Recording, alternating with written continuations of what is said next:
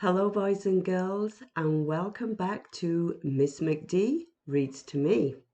I'm Miss McD, and today I have a wonderful bedtime story for you.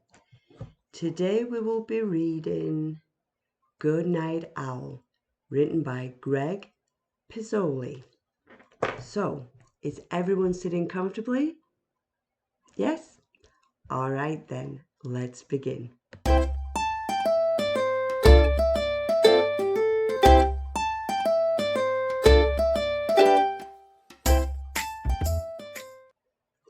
Good Night Owl, written and illustrated by Greg Pizzoli. Owl was settling into bed when he heard a noise. Squeak! It was a tiny sound, no louder than a whisper, a funny noise he hadn't heard before. Someone must be at the door, said Owl. Just a minute. But no one was there. Probably the wind, said Owl.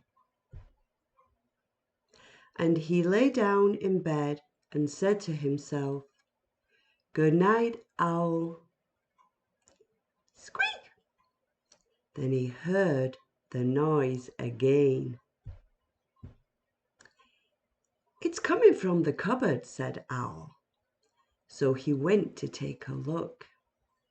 Can you see where the noise is coming from? He emptied every shelf, but there was no noise to be found. So Owl went back to bed. Good night, Owl, he said. And then he heard the noise. Squeak! It must be under the floor, said Owl. And he pulled up the floorboards one by one. Can you see where the noise is coming from? But he couldn't find the noise. So Owl went back to bed. Squeak! This house has a noisy roof, yelled Owl. And he took down the roof. There, said Owl, no more noise. Owl got back into bed, the stars and the moon shining down where his roof used to be. Good night, Owl, he said. But Owl didn't close his eyes. He didn't dare. He knew that any second he would hear the noise. He waited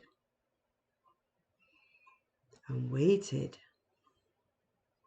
and waited and waited. Squeak! It's in the walls! Owl screeched. He's getting angry. I'll get you, noise, Owl said as he tore down the walls of his house. But he found nothing. The cupboard was empty, the floorboards were pulled up, the roof was pulled down, and the walls were gone. Owl went back to bed and he said, Good night, Owl. And then he saw the noise. Squeak! Owl smiled. He said, Good night, noise. And they went to sleep.